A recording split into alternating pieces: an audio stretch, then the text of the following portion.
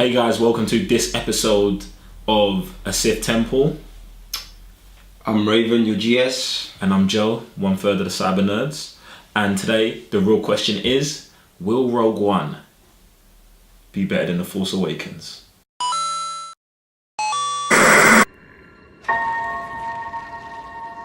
Who are you? The world is coming undone. Imperial flags reign. Alright, Raven, so had a big week. Rogue One tickets in the UK, sunny London, England. Not so sunny though. It's not been sunny at all. No. We're in November, so it's grey. Very dark sidey. Very dark indeed. A lot like Moraban or Korriban or whatever they're calling it these days. But this week the Star Wars Rogue One tickets dropped online. We got some tickets to a midnight viewing. We had to work hard for those tickets. We did have to work hard for our tickets. We had to work very hard for those tickets. Tell us about that. Well, you know, we're buddies with Cineworld.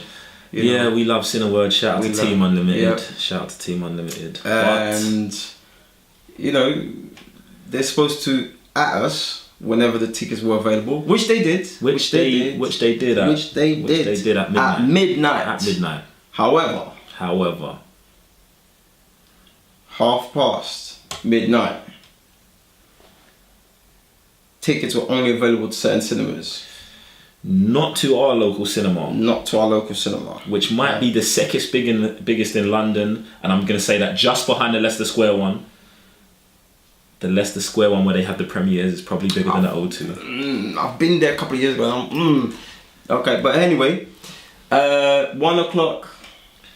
No tickets available. No tickets available. I mean, at this point they start adding cinemas but none for the O2 London. At this point, London's green, super green for London. What about around 1:30? Any tickets? Negative. No tickets at 1:30. No tickets. And this is on a Sunday night, right? Yeah. Some people have work in the morning. Some people expecting to get their tickets at midnight could still get a good night's sleep. But 1:30. But you hope by 2 a.m. You gotta hope. You hope by 2 a.m. they're available. Yeah, were they available at 2 a.m? Negative. No, they wasn't.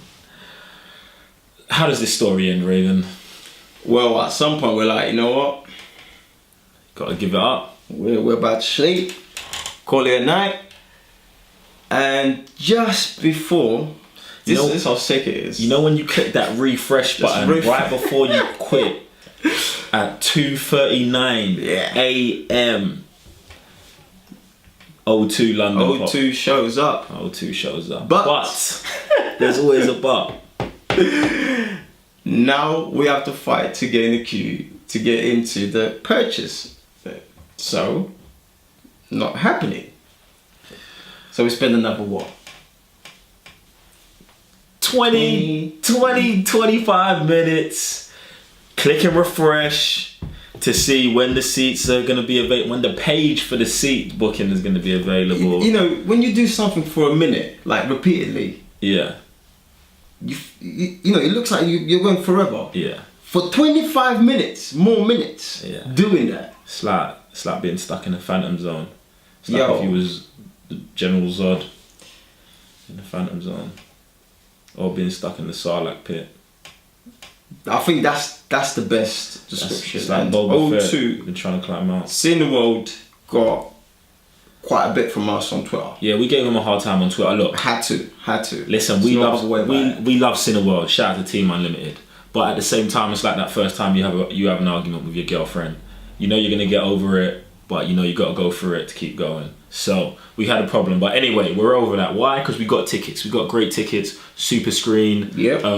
Bang in the middle. We'll be there. We'll be there at midnight. All right, but look, let's get down to the topic. In fact, we haven't spoke to you guys in a while. We've been on hiatus, but we're back. Back like more.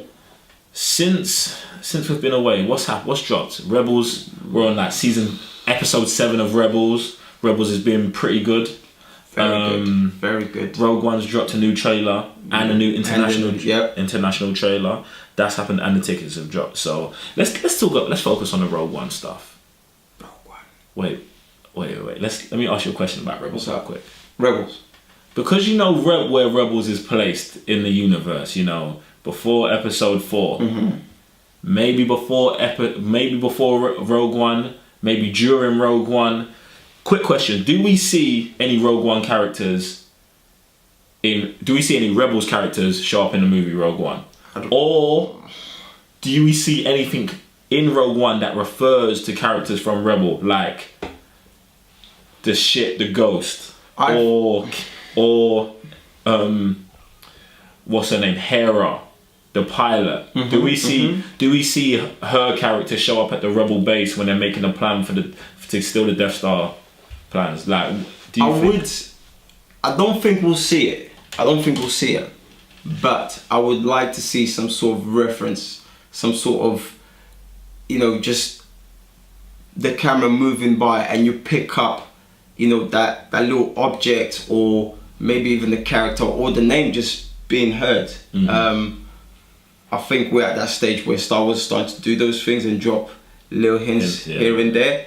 So it would be super cool, because then the hardcore ones would pick that up. See, that's the thing that I love about Star Wars and what they do. If you read the comic books, they usually reference something else that's in a novel or in a movie. If you read the novels, they reference stuff that happens in the movies or in the comic books, and they reference it in a way where if you have read the comic book, it's a big deal to you.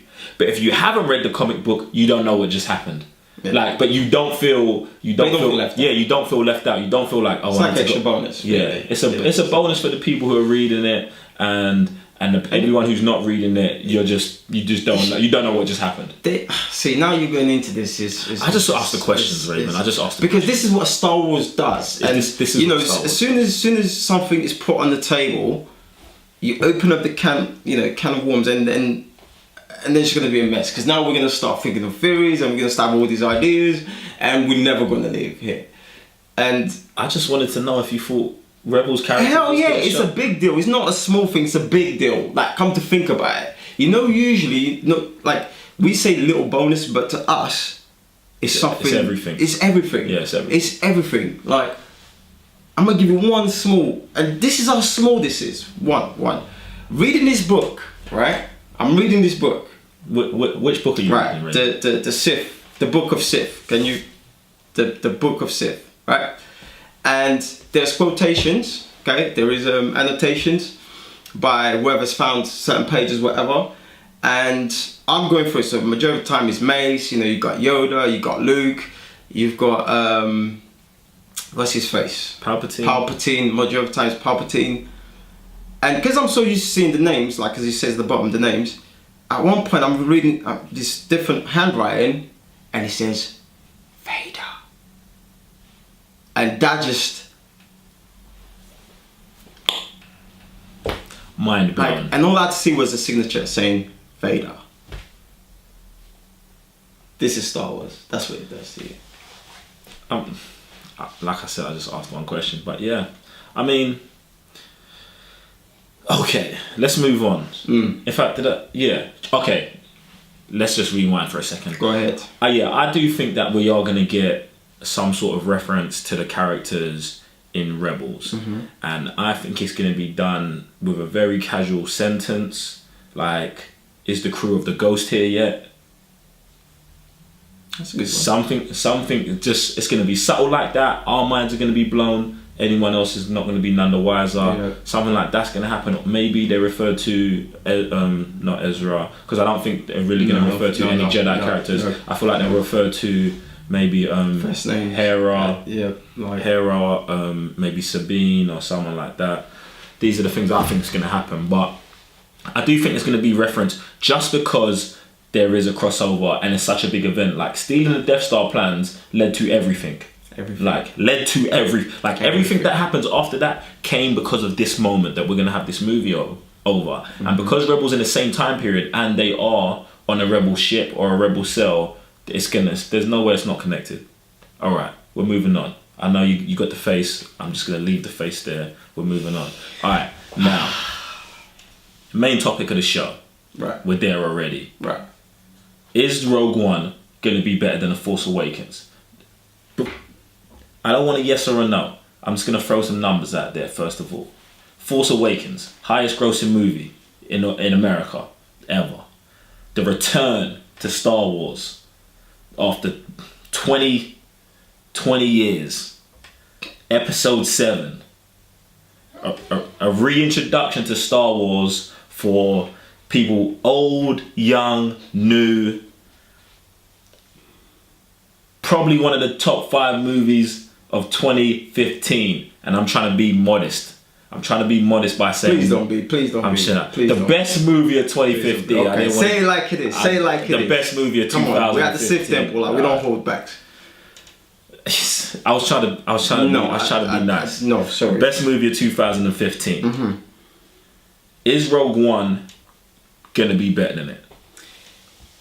Absolutely yes. And the reason for this... Wait. I didn't think you were gonna say yes. Are you crazy? Alright, cool. Really? Go ahead. Really? Do your thing. Alright, so here's why. Force Awakens. Okay? It's a beginning. Okay? Mm-hmm. It's a beginning. And we haven't seen where it goes from there. Mm-hmm. Okay? Everything's new. And yes, we got excited. And yes, it was great.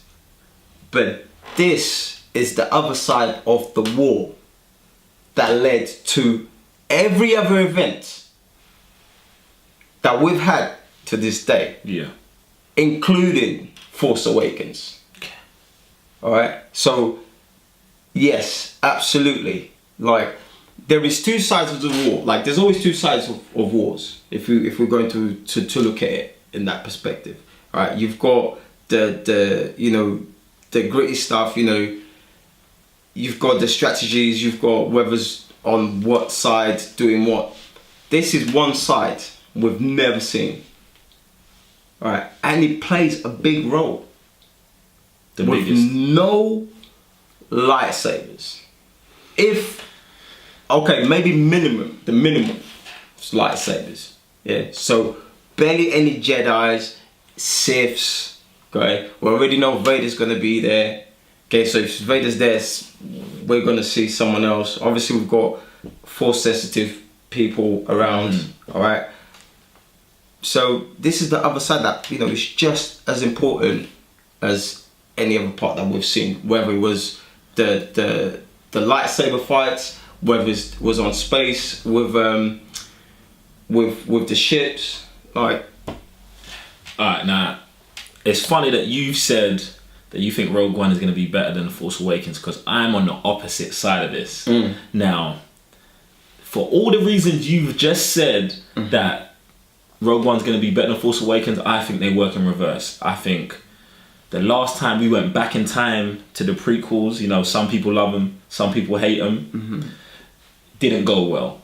Right.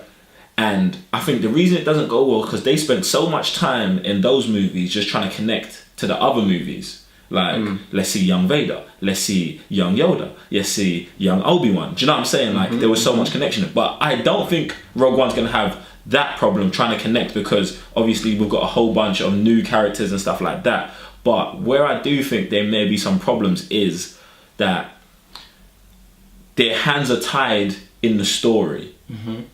Like, we know where this story ends. Right.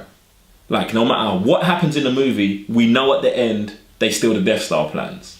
Now, I'm not saying that's a bad thing, but we know the end of the movie, and I feel like they're gonna tell us a story, and at some point in the movie, I might not be as locked in because I'm like, well, they steal the plans.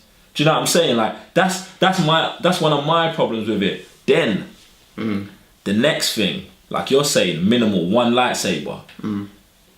Any movie I've ever seen that had this title Star Wars, any media I've ever seen that had the title Star Wars, there was many lightsabers, there was many lightsaber fights. Like, I think it has the possibility of upsetting a lot of people because they're going into a Star Wars movie and they're gonna see one lightsaber now. That lightsaber is wielded by the strongest dark side user ever, Okay. General Vader. Now, can I jump in? Go, Alright. Here's the thing with Star Wars. Here's the thing. Let's strip away, okay, all the special effects. Okay. Take away, you know, the lightsabers, the blasters, all the pretty stuff that makes Star Wars. And what we're left with is a great story. Yeah? The philosophy behind it, what's the core behind it. And I don't think, because we're not going to have all these things, that is not going to be, I think, because we don't have all these things, they're going to have to emphasize even more. And the fact that we have a team now, and we've seen like the complete different characters, like different backgrounds, gonna come through. We've already seen that there is gonna be like, I guess, disputes and, you know, challenges between them to get this done. How are they gonna get this done? Think about it. You've got someone who's left the Empire, that works for the Empire, you know, joining the team. You've got a guy that's blind. You know, you've got a psycho robot like that's also gonna play. Come on, like, I get what you're saying. They've put together. I get what you're saying. They've put together like this story, and I don't think it's gonna be any less. See, I don't want anyone to get confused and think that I don't think Rogue One's gonna be great, because I do. But one thing that hasn't happened to me when I watched the Rogue One trailers, what did happen to me when I watched the Force Awakens trailer is that moment of Han Solo and Chewie running onto the Millennium Falcon and saying, Chewie, we're home. Wait. There's been no moment like that for me in Rogue One. Now we watched the Force Awakens together last week. The moment where Luke turns around, it still like touches you in your heart. The moment when Kylo Ren looks at the mask of Darth Vader and you hear the breathing, like, there's just these moments. Look, these moments I just don't think can be beaten. Like I know what's gonna happen in Rogue One. There's gonna be one scene in Rogue One where Vader goes crazy on everyone. What's gonna be epic. But is that gonna be better than the culmination of like the wait of 30 years to see Han Solo, Chewbacca, the Millennium Falcon, and then I'm not even talking about the new characters. I'm talking about the old ones. First things first. I'm just saying. This is typical of a Sith. He's laughing. He's laughing because he knows. This is typical of a Sith to hold on to things. Right? Right, Jedi's are completely opposite. They get detached, right? We get attached to stuff, right? So, first things first, obviously, everyone that has seen Star Wars, Chewie, we're home. Previous to Force Awakens, like, I've been watching it for years and following it, everyone's gonna feel some type of way because you've been waiting 20 years. Like, you had to wait 20 years for this. Like, because we didn't even know this was gonna happen until Force Awakens got dropped, and then Disney started deciding to drop all these side stories, right? So of course you're not gonna get that feeling. But I'll tell you what you get when someone gets blown out of the sky and you're watching that movie, or you see Darth Vader coming through, then you'll be like, yeah, you'll have that feeling. So, and then there's another thing as well. Like, we're gonna see a different side of Darth Vader as well. Yeah. So, no, sorry, you can't compare those two. You can't. You've gone from you think Rogue One's gonna be better to you can't compare it.